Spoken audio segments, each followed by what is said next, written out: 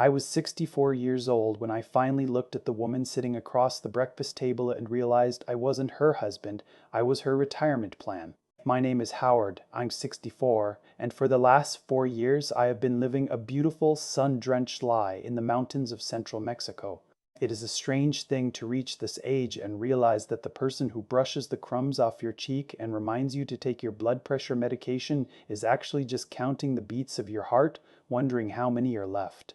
You don't want to see it at first because the alternative is a quiet house in a cold climate where nobody calls, so you trade your discernment for a softer voice and a hand to hold. But the truth has a way of rising to the surface like oil in water, no matter how much you try to stir it back down. I remember the day I decided to leave Michigan. It was one of those gray, biting Tuesday afternoons where the sky looks like wet concrete and the joints in my hips felt like they were filled with crushed glass. I had worked 40 years in industrial insurance, filing papers and assessing risks for people who never met me. My wife Sarah had been gone for 6 years, and the silence in that 4-bedroom colonial was starting to feel like a physical weight on my chest. I didn't want to be the old man at the grocery store who talks to the cashier for too long just to hear the sound of a human voice.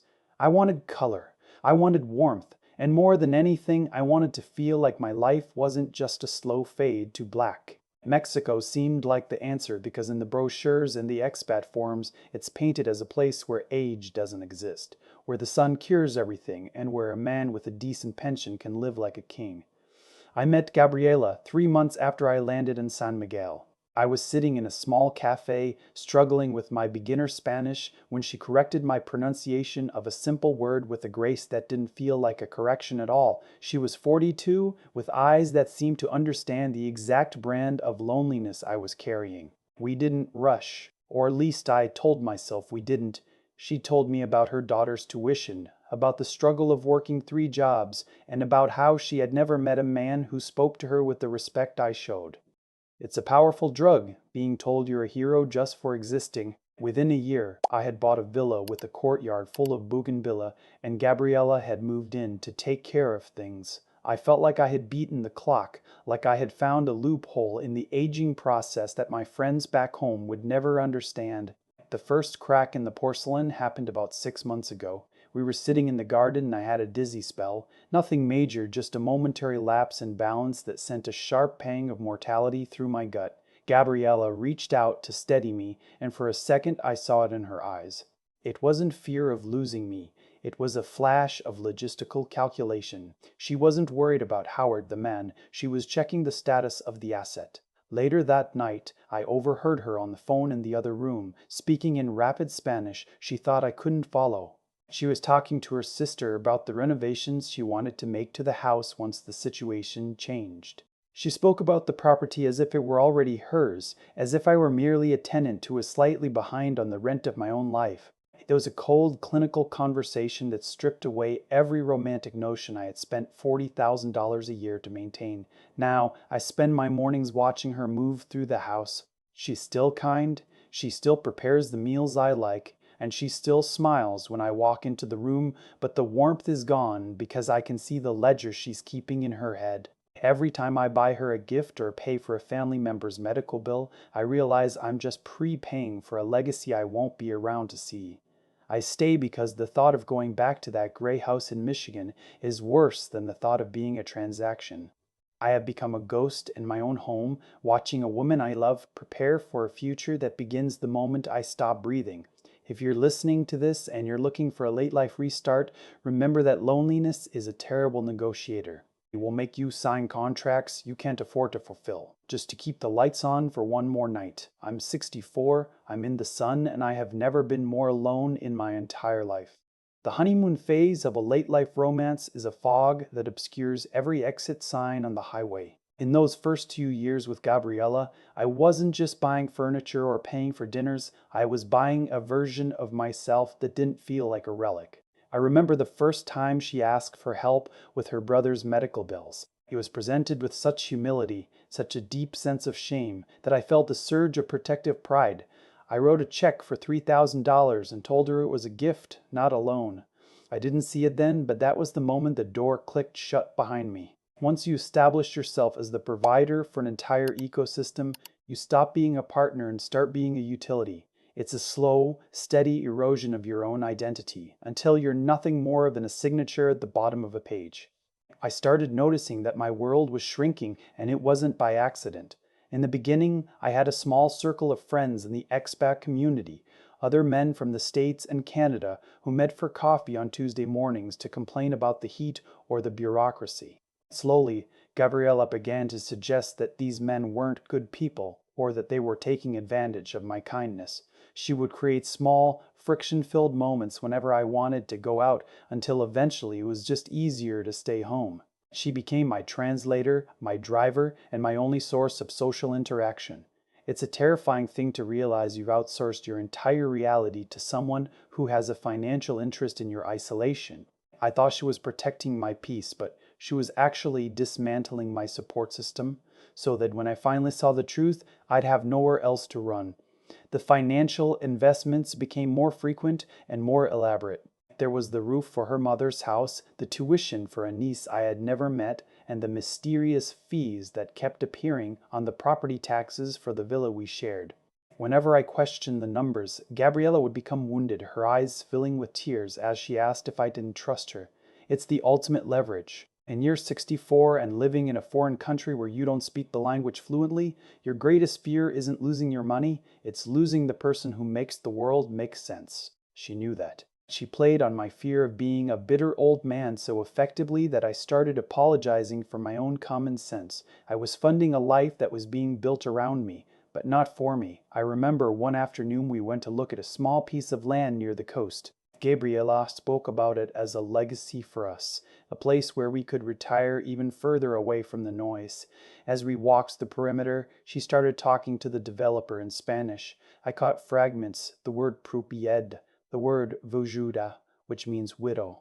She was discussing the title deed, ensuring her name was the primary beneficiary if anything were to happen to the gentleman. She didn't call me her husband. She didn't call me Howard. I was just the gentleman. The sun was beating down on my neck, and I felt a sudden, cold clarity. I wasn't an investor in a dream. I was the bridge she was walking across to get to her own life. By the time we got back to the villa, I felt like I was walking through a house that didn't belong to me. Every painting on the wall, every rug under my feet, had been paid for with my years of stress and 40-year-old insurance claims. And yet, I couldn't find a single corner of that house that felt like mine. I had spent a lifetime building a nest egg, thinking it would provide me with security in my old age, only to find that the more I gave, the less secure I became. I had traded my independence for a scripted affection that only lasted as long as the ATM was working. I sat in my study that night, looking at my bank statements, and realized that at this rate I would outlive my money by 10 years. But based on the way Gabriella was looking at me lately, she didn't think I'd be around long enough for that to matter. The distance between Michigan and this villa in the mountains isn't measured in miles anymore. It's measured in the silence between me and my children. My son Mark used to call every Sunday like clockwork, and we'd talk about the Tigers or his new promotion. But lately, those calls have become shorter, stiffer, until they stopped altogether. Gabriella was always there, hovering just within earshot, offering to help me with the phone or reminding me that I shouldn't tell them too much because they just want your money. It's a brilliant, poisonous irony. She convinced me that my own flesh and blood were the predators, so that I would feel like she was my only protector. I traded my history for a curated present, and now when I look at the photos of my grandkids, they look like strangers from a life I abandoned for a ghost. I remember a specific evening when the cultural misalignment finally stopped being charming and started feeling like a cage. We were at a dinner party with Gabriella's extended family, people I had essentially put through school or bought cars for over the last 3 years. They were laughing, the music was loud, and the Spanish was flying too fast for me to catch anything but the occasional T.O. Howard. I sat there with a plate of food I didn't really want, realizing that I was the only person at the table who was paying to be there. To them, I wasn't a patriarch, I was a prize. I was the American windfall that had landed in their lives, and as long as the wine kept flowing and the rent was paid, I was invited to sit at the head of the table. But the moment I tried to engage in a real conversation about my life back home, the room would go quiet, or Gabriella would quickly steer the topic back to their needs. There's a specific kind of shame that comes with being an old fool. You spend your whole career being the one who makes the decisions, the one people come to for advice, and then you wake up in a foreign country and realize you've been outmaneuvered by a woman who hasn't even hit 50 yet. I started seeing the false sense of leverage I thought I had. I believed that because I held the purse strings, I held the power. But in reality, she held the keys to my daily survival. She knew the doctors, she knew the lawyers, she knew the neighbors. If I walked away tomorrow, I'd be a 64-year-old man who couldn't even explain to a taxi driver where he lived. She hadn't just moved into my life, she had replaced my ability to function without her. The most painful part isn't the money she sent to her cousins or the emergencies that never seem to end. It's the realization that I've spent the last 4 years performing a role in a play I didn't write. When we go for walks in the plaza and she holds my arm, I can feel the eyes of the other locals on us. I used to think they were looking at us with envy, seeing a man who had found love again. Now I see the pity. They know the script. They've seen dozens of Howards come through this town, each one thinking his story is the exception, each one believing that his connection is built on something deeper than a bank balance. I'm just the latest edition of a story that's been told 1,000 times before. I found a notebook in her bedside drawer last week. My Spanish has improved just enough to understand her handwriting.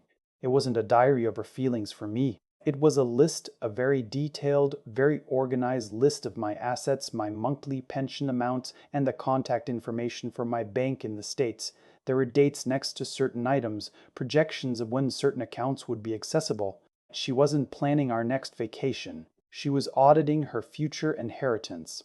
I put the notebook back and walked out to the balcony, looking out over the city lights, and for the first time in my life, I understood what it meant to be truly bankrupt, even with $1 million in the bank. The cost of avoiding conflict is a debt that eventually comes due with interest. For months, I stayed silent about the notebook, because I was terrified of what would happen if the performance stopped. If I confronted Gabriella, the illusion of being loved would vanish, and I would be left alone in a house that felt more like a tomb every day. I started to understand the exit that costs everything. To leave her, I wouldn't just be losing a companion, I'd be losing the identity I had spent my retirement savings to build. I have to go back to Michigan and admit to Mark and the few friends I had left that I had been the cliché I swore I'd never be. So I kept the peace. I kept writing the checks. I kept nodding when she talked about our forever, while my stomach twisted into knots every time she touched my shoulder. 2 weeks ago, I made a quiet trip to a lawyer in a different town, someone who didn't know Gabriella's family. I told him I wanted to ensure my estate back in the States remained entirely in my children's names, regardless of any local commitments I had made. The lawyer, a tired man with heavy eyelids, looked at me with a kindness that felt like a slap. He asked me if I felt safe at home. I laughed it off, but the question haunted me all the way back up the mountain. Why had I reached a point where a total stranger had to ask me if I was afraid of the woman I slept next to? I realized then that my financial generosity had turned into a mandatory obligation. I wasn't giving anymore. I was paying protection money to keep the reality of my situation at bay. When I got home, Gabriella was waiting for me. She didn't ask where I'd been, but she was unusually attentive, making my favorite coffee and asking if I felt strong enough to visit a new development site the following day. It was the emotional manipulation without villains. She wasn't a monster. She was just someone who had recognized a market inefficiency in my soul and decided to fill it for a price. That's the hardest part to explain. There are no shouting matches, no dramatic betrayals. It's just a slow, polite suffocating. She makes me feel so cared for that I feel guilty for wanting to protect myself. She uses my own sense of success and purpose against me, making me feel that a real man would provide for the woman he claims to love without counting the pennies. I spent that night looking at the boundary erosion that had occurred over 4 years, my passwords, my medical records, my social security login. She had them all under the guise of helping me stay organized. I realized I had committed a form of slow motion suicide. I had handed over the steering wheel of my life because I was tired of driving, and now the person in the driver's seat was headed toward a destination I never agreed to. I lay awake listening to her breathe, thinking about how easy it would be for her to simply forget to give me my heart medication one morning. Not out of malice, perhaps, but out of a simple desire to begin the next chapter of her life. I finally understood the retirement fantasy versus retirement reality. The fantasy is the sunset and the tequila. The reality is the power dynamic between a man with a limited time left and a woman with an entire life to fund. I had walked into this thinking I had leverage because of my wealth, but true leverage belongs to the one who can afford to wait. She can wait. She is young, she is healthy, and she is patient. I am the one running out of time, and every day I stay in this shame and silence, I am handing her another piece of the life I spent 40 years building for my own children. The cost of my comfort has become the betrayal of my own legacy. I sit here now, on this terrace overlooking a valley that is objectively beautiful, and I realize that beauty is a very poor substitute for truth. I'm 64 years old, and I have finally admitted to myself that the woman I love is just waiting for me to pass. It's a hard thing to say out loud, and it's an even harder thing to live with every morning when she kisses my forehead. You might wonder why I don't just pack a bag, call my son, and head for the airport. But that's the trap of the late life restart. When you've spent 4 years and hundreds of thousands of dollars building a pedestal for yourself, stepping down from it feels like falling into a canyon. I am paralyzed by the very comfort I bought. I've become a hostage to my own ego, unwilling to be the old man who got scammed in the eyes of the people I left behind. This is the wisdom I gained too late. Retirement isn't just about where you go, it's about who you take with you, and more importantly, why they're coming along. I thought I was being generous, but I was actually being selfish. I was trying to buy a version of youth that wasn't for sale. I wanted to see admiration in Gabriella's eyes, but all I was ever looking at was a reflection of my own bank account. If you're sitting there in your 50s or 60s, feeling that same cold creeping into your bones, that same itch to leave it all behind for a simpler life in the sun, please listen to me. Loneliness is a hunger, and when you're hungry, you'll eat anything, even if you know it's poisoned. You'll convince yourself that the price is worth the company, right up until the moment you realize you've paid for your own disappearance. I watch the sunset now, and I don't see a miracle anymore. I see a deadline. I think about my son Mark and the grandkids, and I realize that I traded a real, messy, imperfect love for a polished, professional performance. I gave up the people who would have sat by my bed for free for a woman who expects a bonus for every smile. It's a lonely way to go, knowing that your death will be the most celebrated financial event in someone else's life. I don't hate Gabriella. In a way, I respect her. She did exactly what she needed to do to secure her family's future. The mistake was mine. I brought her heart to a business meeting, and I'm the only one surprised that I lost the deal. To those of you watching, don't let your desire for a new chapter make you burn the book you've spent your whole life writing.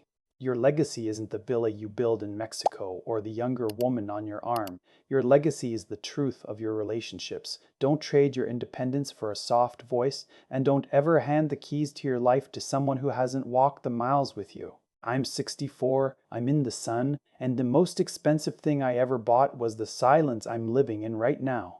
I'll stay here until the end, playing my part in her play, because the shame of the truth is heavier than the weight of the lie. Just make sure, when your time comes to choose, you aren't just paying someone to watch you fade away. I'm Howard, and I think I've finally learned what a good life actually costs. It's just a shame I had to go bankrupt to find out.